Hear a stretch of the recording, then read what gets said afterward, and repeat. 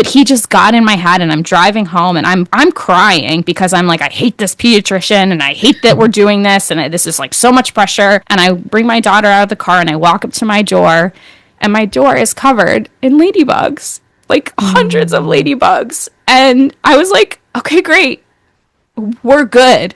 My daughter's going to be fine. We're going to be healthy. Virginia's got it. And I was like, then I started crying for a different reason of feeling so cared for and loved. And I was like, okay, wow, like this wasn't one ladybug. This was hundreds of them all over my front door. Like she was like, don't miss it, bitch. Like we're good. You got it. Welcome to the Hidden History of Magick, WitchTV, where we share how you can do the magic behind each episode. Today's psychic workshop is about how to talk to your ancestors without a medium. We'll talk about receiving signs from your ancestors, the best places to connect with spirit, probably not while you're driving, and why you should never stop yelling at your guides. You already know the history. Let's dive into the magic. Should I pull a card for us? Yeah, I actually have my tarot deck too. Oh, you pull a card then. Okay. Start us off with a little message. Let's see. What is the message? Oh, the Seven of Pentacles. Which is so funny because I feel like that's the energy that we're like, we got to switch out of this energy, this like admin energy. And then the Seven of Pentacles is head down, focused on, especially in this one. I don't know if you can see. Yeah, she looks like she's stretching. Very focused on what is beneath him, but also on a pedestal with the light behind. Yeah. It's focused energy and allowing the sun to shine around you while you keep focused. Yeah, there's something very much about like, just focus on you and what's in front of you and the next step and allow the sun to shine and illuminate like you don't have to shine the light. The light will shine on you as you focus on doing your little bit that's in front of you, feeling the earth beneath you, feeling the work in your hands and how it feels to move through your body, and allow trust that you don't have to announce it, but that it'll be illuminated. And that is, I don't know if this is something that's hard for you, because I think it is something hard for me, where I often fall back on this idea that that no one cares about what I'm doing, or no one sees what I'm doing, or I don't know, being a mom too, it's like so invisible. And so there is a part of me that feels like I have to announce what's happening all the time is the only way to get it out there. I feel like society reinforces this idea of like sharing your work, build in public, build out loud, and doing this thing. I don't trust that anyone will ever see or hear anything that I'm doing anyway. It feels like a really beautiful reminder of even like not needing to, I mean, you had talked about like punching through a wall, but trusting that the step in front of you is exactly where you need to be, and it'll be illuminated. It'll be witnessed. It'll be seen. It'll be received. There's something so beautiful about the witnessing part of it, you know? Because I saw it when I looked at the card, I thought like of surrender and letting go, and even the body being kind of in that position. Oh, yeah. But I think there's something beautiful about the sun being the witness in that sense, or like the elements and the unseen realms that are kind of supporting us even when we feel like we're shouting into the void. Yeah, that the ripple is, someone once painted this picture, and I can't even remember where I heard it, probably from a near-death experience story, but this idea of there's a whole realm of unseen beings and entities and people and aliens and fairies and, like there's all these unseen, even just like thinking of the trees and the flowers, there's all of these beings around us that are like enjoying the show. They're watching what's happening down here, and we get so like, we forget that there's that whole audience too. The show. Yeah. Oh, that's who it is. There was this near-death experiencer who she realized that a lot of her work that she does on Earth, like sure, people aren't paying attention in her immediate world or whatever, but she's like giving lessons, teaching a class in a different realm, and they're taking notes. Fuck. Yeah. We could just stop the podcast. That's it. Oh, that's our episode. Yeah. Wow, that's so cool. I love the idea of that too, just as a gardener, like when I'm out in the garden, like who's paying attention and like what beings. There's a lot of elementals back there. So I love the idea that they're like hanging out and participating and honoring. That's so great.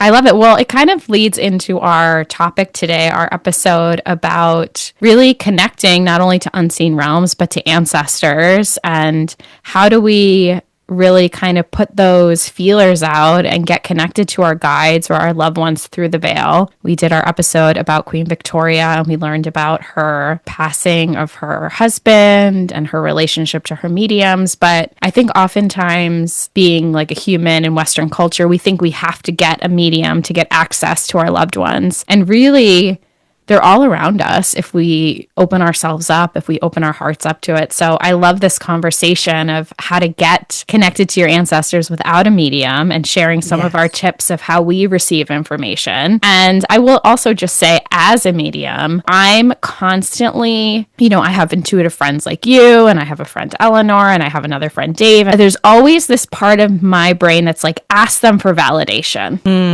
Text Eleanor and say, hey, can you see this sign for me? Can you connect to this answer? Can you ask advice for what I need right now? Really, the spiritual challenge for our collective consciousness right now is to trust ourselves and to trust the messages we're getting and to really sit with the discomfort that we've got to follow our hearts on this one. And sometimes I do need validation. I love validation. And that happens, and that's part of the journey. But a lot of it is a solo experience, and it's kind of a strange one. So I'm glad we're talking about it. Me too. And I will say, I love going to a medium. I love going to a psychic.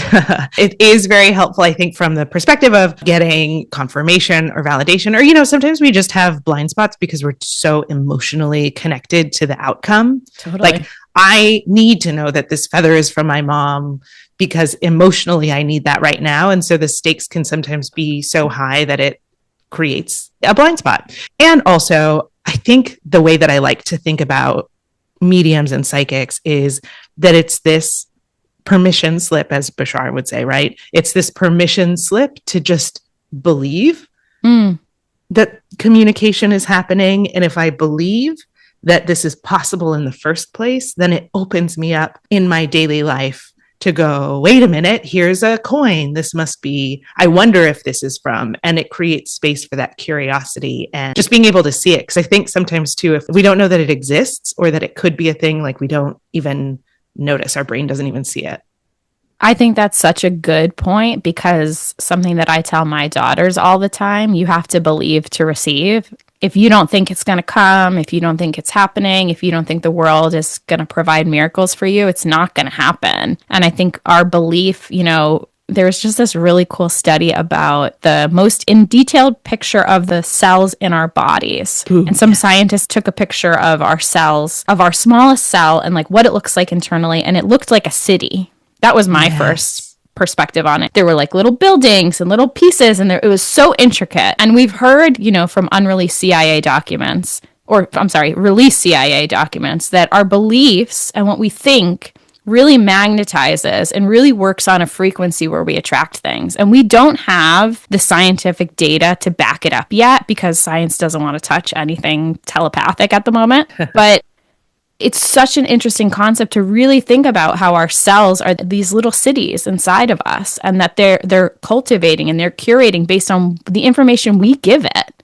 Yes. And so that's really the foundation of, your belief. And I will say, if you're somebody who's totally starting out, it could be baby steps. You don't have to like jump into a conversation with your ancestors and like start channeling if you don't want to, but allow your heart to really open to the possibility of being surrounded by loved ones. And like, what a gorgeous belief and feeling, and someone who's experienced it, what a lovely way to live anyway. Yes, exactly. Well, and I would argue that there is science that supports it on some level, because we have cognitive bias, right? And so in a way, we do, our brain is primed to, and we know that we can prime our brain because in these like cognitive neuroscience studies, what they do is they do prime people by showing them an image first, and it completely changes the way that they respond to information because they're already thinking about an elephant or whatever. 1,000,000%. And with this cognitive bias, what it means is if you believe that things are, I don't know, that everyone drives a red car, then suddenly you're going to see red cars everywhere because you're primed to notice that. And our attention is one of those things. I studied cognitive neuroscience in undergrad, and the thing that I was obsessed with most was attention, not manipulating attention, but maybe manipulating attention. I was trying to think of it as like a filmmaker. How can I manipulate where someone looks in a frame? Yeah. So it was about manipulating attention, but there are like different things that you can do to manipulate attention because attention is limited. Our brain our brain receives all this information literally, like scientifically that supports it. We can think of this spiritually and energetically as like subconscious versus conscious, what's in the Akashic records versus what's in our awareness or whatever. But they also know for a fact that our attention is limited. So if you're focused in one point over here, then you miss all of this other information, and you can prime your brain to focus on what you want because bias is a thing. So if you don't believe it, you won't see it only because it's blocking. You're like looking at something, your attention is elsewhere. Yeah. And I also will say, speaking of our scientific leaders, Malcolm Gladwell wrote that book about like patterns and habits and like breaking patterns. And I would say that like having a spiritual practice and looking for signs is also like creating patterns in your brain where you recognize and you see things and you validate. So it's something that kind of like builds over time as well, I would say. Absolutely. Yeah. So let's get to the good stuff, Rhiannon. What's your relationship to connecting and talking to your ancestors, and how do they show up for you, and what are some ways that people can really start to practice it? Okay, so this is so fascinating. And I think we've talked about this privately before, but I tend to not connect to my ancestors necessarily. Yeah, sure. I'm open to whatever guides. And so I do have some ancestor guides that I work with. And I would say it's like they came to me first, where in meditation or, I started herbalism. I did this like 10-month apprenticeship in herbalism. And as I was getting into that in my meditation with the intention of meeting with my guides and getting information from my guides, there was a guide who showed up and I was like, you feel really human. And none of the other guides do. When, I asked her name, it turns out I went into my family tree and she's like my great grandmother, and she was a midwife. Cool. And so she was an herbalist and a curandera. And so she wanted to come because I was walking this particular path. She wanted to come and be a guide. And so when I am working with herbs, or even just like thinking about healing or being a mother, even, she's often the guide that I'll allow to come in. I'm really defensive with my ancestors. I'm like, I'll allow it. Well, I think we should be discerning about the energy we bring in. But how does she come in? Like, if somebody is listening, it's like, well, how did you allow someone to come in? Like, how do you receive the energy from them? Like, what does that look like on a practical level? On a practical level, okay, it's so interesting. I guess this is one of those things that, because my practice is like visual storytelling, I feel like she shows up in sessions when I do a session. So I'm already portal open, I guess. She'll come in there. And because I've connected with her in this space, you start to feel a certain energy where you just know who they are based on how they feel. Yeah. She mostly comes in that space where I'm like intentionally, who wants to show up and what do you have to say? And so I tend to work that way. I guess in the most like practical day-to-day thing is I go for a walk every day. And when I go for a walk, it's mostly to have a conversation in my head with the trees or the birds or whatever guides want to show up. And I'll often use, because, with claircognizance, the information just comes in as I can't tell what's a pinged thought, like a telepathic thought. So I'll often use a pendulum when I walk. I'll just have the pendulum in my hand and I'll ask questions, and I'll ask who's here? Are you this guide? Are you that guide? And I'll have a dialogue in my head while I'm walking is the big way. Now, there are other ancestors. I think my mother shows up the most. She died when I was 10. I will often find feathers. Now, I'm not trying to connect with my mom, which I know it's such a weird thing, but my relationship with death, I mean, because I think she died when I was so young, it's one of those things where I don't know that I was necessarily trying to connect with her. Maybe I was angry for a long time that she died. Sure, of course. Yeah. It's one of those things where feathers would show up in random places and it would jolt me into, I wasn't trying to connect with her, but then it would jolt me into like, oh, that's my mom. I think this is from my mom. And then it would create space for connection. I will also just validate, I have not lost my mother. She is still here on earth, a couple of blocks away from me in Buffalo. But my husband lost his mother when he was born. And I can tell you on my one hand how many times we've channeled her because his relationship to her is so tender and sacred. And he also, it's painful, right, to connect to somebody so close to you. And I can't speak for him, but I feel like it's such a there's such intricate bonds. Yes. And so whether you're constantly or you just find a feather, you have to kind of feel what feels good for you. Yeah. And I think part of surviving my life after her death was getting to a place of she doesn't exist in my life. Being a person whose identity was built around like I'm a person without a mother. In order to get through that, I think I got to this place where I just didn't even think to call on her or channel her or any of that. Yeah. But I also feel grateful. Well, I'll say this. There were several times that people would come up to me, like cousins or whatever, and they'd be like, I had a dream and your mom visited me in my dreams last night. And it's like, oh, that's like really beautiful. I'm so glad that you have this relationship with her. And then a part of me that's like, she doesn't visit me in my dreams.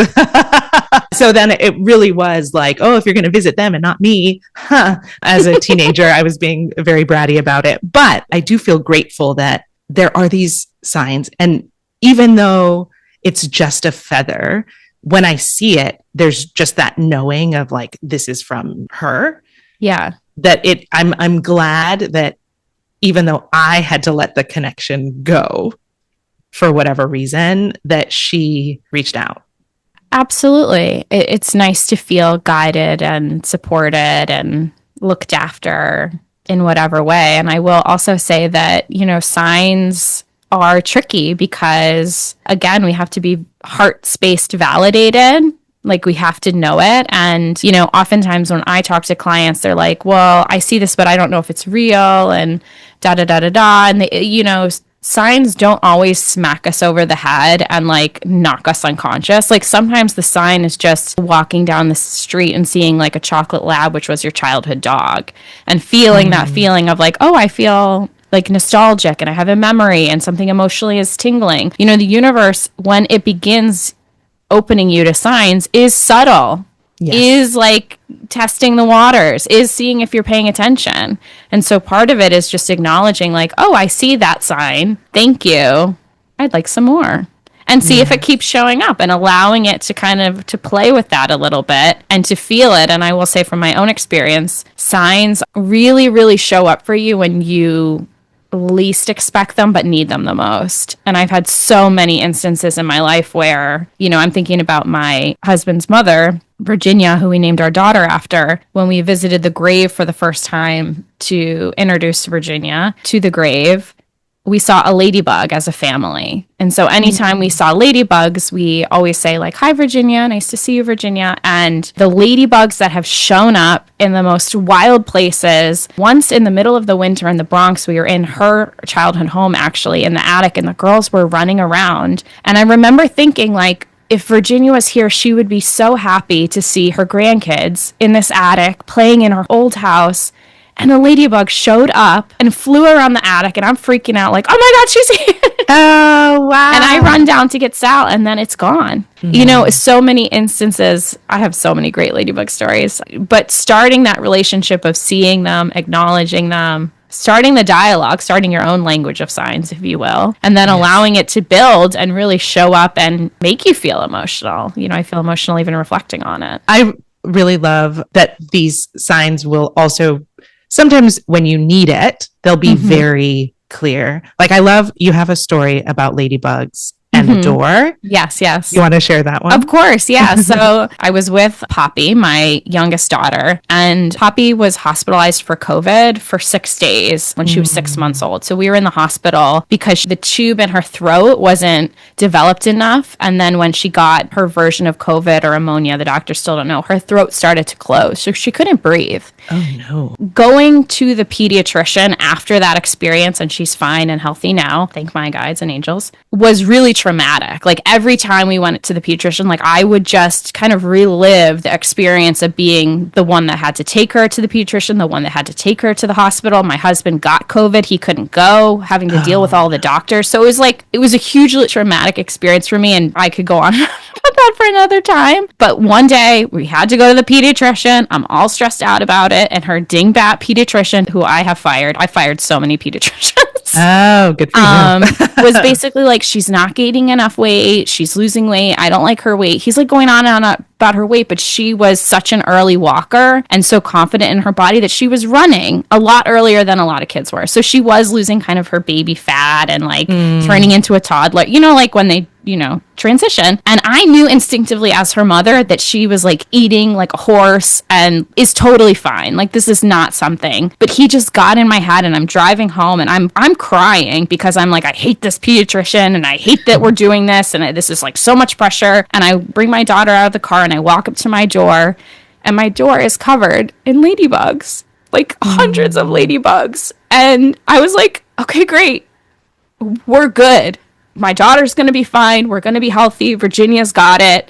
And I was like, then I started crying for a different reason of feeling so cared for and loved. And I was like, okay, wow, like, this wasn't one ladybug. This was hundreds of them all over my front door. Like, she was like, don't miss it, bitch. Like, we're good. You got it. To be able to build a relationship with your guides and have these moments, like, to me, that's one of my favorite parts of being a spiritual person, is to be able to feel this magic through the veil and to really experience it and feel connected with it. And I feel very privileged to say that I feel it a lot. I get signs all the time. And especially on days where you're just like, this sucks and I'm not doing well and I'm overwhelmed, that's when I, like, calling all angels, like, send my signal up, and I'm like, give me everything. Give me anything you got. Give me any love. Give me any phone calls. Have my friends drop by. Like, we need some support here. And that's really when you get it. And it makes being a human on earth, I just think, such a softer experience. I love that. I agree. I also, have heard that angels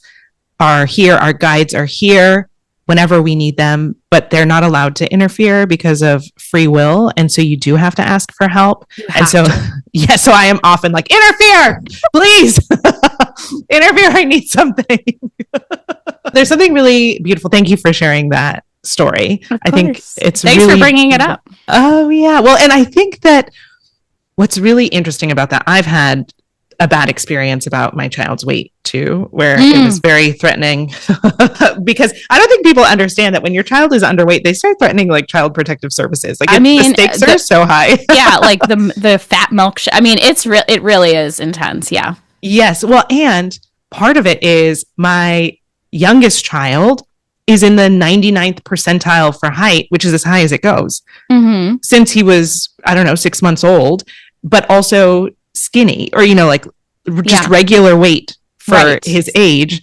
And so the BMI is off and it's like, well, BMI is not real. We all know BMI is not real. And so it makes me think of this experience where it can get really easy to get stuck in the world, the material world, the limited world where it's like, this is real. This arbitrary thing is real. This thing is real. And we're being told that these things that are stressful because they're not real are real all the time. That I love this idea that this sign that is supernatural, that is a miracle, gets to break us and remind us like, wait a minute, that's not real. Because it can feel like a prison, this like reality and how rigid it needs to be and whose idea of reality is real, more real than my own. I think that's what makes me cry a lot is I feel really like imprisoned by someone else's idea of reality, and you have to follow these rules, and this is you're a bad person because I'm saying that this is what is good and this is what is bad. All of that's really stressful. And then this reminder from the divine just breaks that open, because it's like, oh, wait a minute, no, this is real. This Absolutely. is real. And I'm free to follow this. This is the world I want to live in. Yeah. And then I fired that pediatrician. I said, you are not working together anymore. And I'm going to go work with another of your colleague. This is my third or fourth pediatrician. I'm like really psychotic. Or about the care I want to receive. Yes. Yeah. Woo, it's a whole thing. Something that your walking story reminded me of too is allowing ourselves to be at peace and like calm to receive information. And I write a lot about this on my Substack, but I think that a lot of people think that ghosts and our ancestors are going to show up, you know, like we see in the movies. Or like we read in books where they're just like physically sitting here and they're like shoving papers across the desk and they're really physically in the earth realm. And that's not true. Like most of the experiences that I have as a medium are in my, you know, meditation, in my third eye, in my feelings and interpreting and really trying to get my energy elevated so that I can tap into an unseen realm. And I love that you're talking about like walking and receiving. I've certainly been like on one of those exercise bikes at like a spin class and started receiving information. You know, like when you're tapped in and you're feeling good in your body, that's really like, I think it would be helpful for our audience to like think about when you feel like really in the flow. Yes. And then maybe like ask a question and see what comes through and like see what feels good. Because also I love that you shared that you know, had a human come through, but you weren't sure who it was. And we've got to like investigate a little bit. And we've got to keep feeling it out and we've got to keep pulling the breadcrumbs. Like, I think that's so. Oh, that's true. Important. And I do wish maybe as a baby witch that I had heard that too, that it's not always, because people do talk about it and our only reference is the movies, like this fully formed. Yeah. That does happen sometimes for some people, but yeah, a lot of people experience it in their mind's eye, or it's just a knowing, like, oh, I feel something here. I feel a presence and investigating what it is. Cause there's all different ways that this stuff can show up, and it being curious, just allowing yourself to feel it creates the space to ask, give me a sign. Or show me that you're here, or I need to know what's happening. I feel something, but I need more information. And it's like a tap that you can invite in. Yeah. Like a vampire. No. I mean, I even have, and this like maybe is morbid for some people, but I have a collection of coffee mugs that are all from ancestors that have passed away. And like when people in my life die, I get a coffee mug from them. That's like my thing now. And I have cool idea. I have 4 mugs in my house that are from different ancestors. And so like if I need something or I want to talk to somebody, like sometimes I'll pick their mug for the day and like have them with me in that way. Or, you know, you can have your coffee. And so there's also ways you can call in specific people. You know, if you really want to hear from them or use them for things. You know, whenever I send like really scary emails for work, I have a picture of my Aunt Karen that I'll like put next to my desk and just like ask her to like make it nice, you know, for me. So I think there's like lots of ways we can play. And I think you're right. Like allowing the invitation to be open lets them know that you're here and you're listening and you're ready to receive. Right. Because it is a dialogue. Yes. Yeah. I will say one of the things that I did, because my father died in 2024 and he was a huge atheist and believed that it was nothing. Like he was just going into nothingness. He had cancer, so he knew he was dying. One of the last conversations that I had with him was like, okay, I know that you don't believe in one, but if there is an afterlife, what do you want your sign to be? What do you want to do to let me know that you've made it and that you're still there? He played along and was like, I will flash the lights. And so one night, like a week after I got back after he died, I woke up at 3 a.m, very witching hour. And when I woke up, I was a little bit disoriented. It's very dark in my neighborhood because I literally live in the forest. And there was this weird, like red and blue flashing. I thought it was maybe an ambulance or, something was happening outside of my house. From my bed, when I wake up, I can see into my bathroom. And I saw that the light was coming from my bathroom. It was this blue and red blinking. And when I went in there, somehow my Bluetooth headphones had turned on in the middle of the night. And I know that they weren't on when I went to sleep because I fell asleep watching something on my on my phone. And I just had the audio with me. So at some point, these headphones turned on by themselves. And it was the Bluetooth trying to connect light. And it was flashing. And so I immediately was like, okay, Dad, I see you.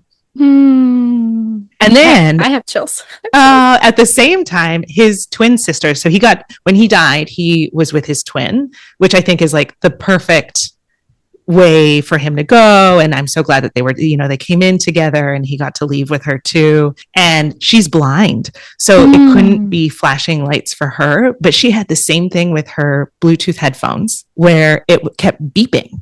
Wow. In her drawer. Like it was just like beep, beep, beep, beep, beep, beep, or whatever. And so she knew like, oh, there he is. I love that he was consistent with both of you. I know. Like we're just going to validate so that this feels, like we're going to build on it. That's so and we cool. could talk to each other about it. And it happened probably within days of each other. Wow. Yes. So cool. I'm glad that we had the conversation of the sign too, because the fact that it was very specific, like it gave him a task on the other side. But it also gave me, like when it happened, it wasn't just like, oh, this is weird that the headphones are on. How could this even happen? They were just like sitting on the sink or whatever. But it became a very immediate, clear, oh, this is who that is.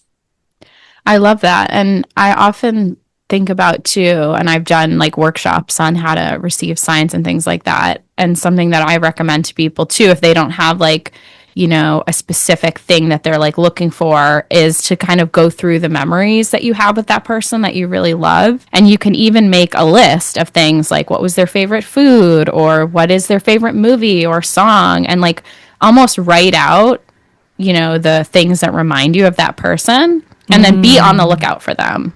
And really having that spiritual internal conversation of like, I'm looking for these things from you.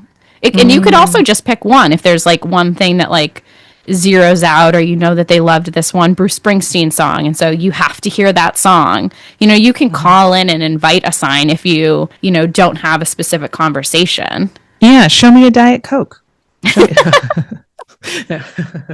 And a Marlboro Red. Show me. Yeah, whatever it may be. And then the cool thing too is like I use signs now as like if I need to do something throughout the day, or I'm not sure if I should do something, or I'm thinking about, like I was thinking about a friend and I was like, should I bug this person? Like, will Spirit show me a sign if I should reach out? So you can kind of use it in different ways also. Yes. You know what? I love doing that. I have a hard time because I always forget what I asked for. But what's interesting about that, I recently was like, I don't know if I should bug this person. Should I text this person? I don't know if I need to wait. Because, I can sometimes be very like, let's move. And I have this idea pop into my head and let me do it before I forget. But I think the universe keeps guiding me back to like, just relax, receive, trust. And so I was like, fine. How dare. Yeah, I will. How about when it's time for me to send this text message, you show me a bulldog. And I have to be very specific about the breed because, dogs are everywhere. So let me be very specific. And then I have to write it down or else I'll forget what the sign is. I go on this walk every day, same walk. It's like a 4-mile thing. I can do 1 hour of meditation on that walk. And sure, I'm meditating. I'm looking at the clouds. I love the clouds. And so I'm not always looking at everything around me. But this is this thing about attention, right? Our attention is usually focused and we're not able to take everything in. And so for a whole week, I went on this walk, never saw a bulldog until one day I look up and there's a statue of a bulldog. And so I'm like, oh, okay, I think it's time to send the text. Yeah. And so I send the text, send it off, and it's fine. And then what I realized the next day when I went on this walk is that there are 4 statues of bulldogs on this stretch that I passed every day for a week and did not see a single time. And so it is one of those things that if you like are asking for this sign and it's not time, it made me really trust like, oh, you'll make it so I won't see these things. Wow. Because there's 4 statues, which means I walk forward and 2 miles and backwards. So I passed 8 bulldogs every day for a week before I saw.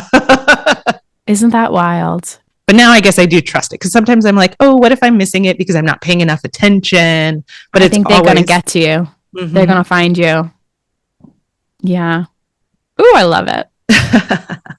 Amazing. Any other last minute tips or ways to kind of get channeled in or receive messages? Well, I do kind of want to go back to something that you said when you were like, walking is a good way, or, when you're at peace. I think that something that helps me is this idea of when my body is busy.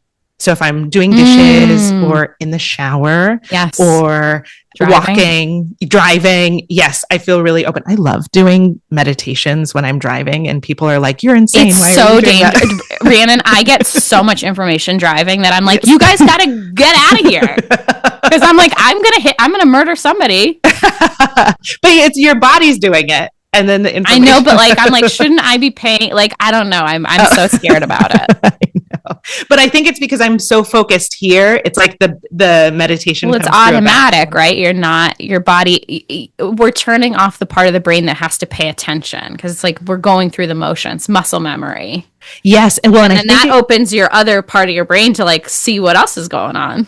Exactly. It gets your defenses out of the way because your defenses are being defensive where they're needed. Because even like in a shower or doing dishes, it's not like I'm not paying attention to what I'm doing. Yes. But it's that a place. Yeah. Driving is probably not where to start, but like in the shower or doing chores, it does get you in the experience of bilocating. Well, that's why Tyler Henry draws when he channels. Is that's his way of keeping the president busy. That's what Lilydale calls it, to get your mind off the beaten path so that you can receive. Oh, wow. What is your busy place that you like to channel? I mean, we're going to say no to driving, even though I love meditations when I'm driving. But no, it's bad. I think dancing has actually been something I've tried to reconnect with, and we talked about this a little while ago, but like trying to get the body feeling joy and feeling in that frequency of like lightness and love and hope is something I'm trying to channel more of. So I think dancing has been fun, but I'm a really, for my work specifically, and like when I want to talk to the ancestors, like I'm an old-fashioned meditating gal. Like I'll throw on a 10-minute meditation, and then after the meditation, I'll free write anything that comes through, and that's really how I receive my best messages. So I feel like most of it is more scheduled in or around a meditation. Do you do like silent meditation, music meditation, or like guided visualizations? What's your preference? When it's for me, I like a guided meditation, but when I'm channeling for clients, it has to be silent because I've noticed that the spirits will respond to the music I'm listening to. Ooh. So like if I'm listening to like anything like instrumental or harps, or like sometimes while I'm getting ready, I listen to music to kind of set my mood. And I've noticed that the spirits or the ancestors will like have opinions about what I'm listening to. Oh my Or goodness. they'll start dancing or it becomes distracting. So I have to like separate it. I do love that the guides have personalities too. Oh, completely. That's too much. Yeah. And I think it is important for people who are connecting with guides to understand that they do have really specific personalities. And I think that's what it means when you can kind of like tap into the vibe of someone and like, oh, I know who you are, because things feel silly or snarky, or, there's like all different, serious, very neutral and zen, or they especially, ancestors who were human. Yeah. Yes. 1,000,000%. They absolutely have personalities and preferences for music. Well, yeah, this is so cool. It actually makes me want to go play and ask for signs, because sometimes I don't even think to do it. And I have to remember that it's something that we can literally do every day. Yeah. And I will also share that not every morning, I really try to start my day with like a prayer or intention to spirit, and say like, I steal Marianne Williams's, like, where would you have me go? What would you have me do? Who would you have me talk to? Like, allow spirit to kind of guide my day. And then I tack on, please have my angels and guides work on my behalf for me today. So again, like asking them and giving them consent to like muck around in my day. Please do it. Oh, I'm going to do that, because maybe I'm coming on a little too strong when I'm like, interfere, please. Please. No, I certainly, when I need like actual lightning, then I scream at them also. Oh, so it varies, but I like to leave the door open in the morning. So in case I forget to, do the yelling, but I think the yelling is very effective. Absolutely. Don't stop yelling at your guides. I love that. I'm also curious if our fellow witches who are listening have any questions about their guides or channeling or reaching out or opening up. We're certainly going to leave, books, resources, meditations, like any of our little tips and tricks in the show notes. But If anyone has any questions, feel free to add a comment or slide into our DMs, however you want to get to us. Yes. Or if you have a really cool story of a time that a guide or an ancestor left you a sign, I would love to hear the ways that these miracles show up in your life. Oh my God, I would love that. And then we can read them on our next episode. Ooh, brilliant. Cool. Well, thank you, Rhiannon. This was beautiful. I loved hearing about your guides and being I know that we're not like physically with our audience, but I feel them. Oh, yes. Yeah. I feel the community. We're here. I love it. Yeah. And thank you, Erin. This has been really helpful. And I love that there are so many different ways to experience this too. And so it's always fun chatting with you, because I feel like it's so funny. I feel like we have really similar beliefs and really different experiences. So it's always really fun to come together about these kinds of topics. I love it.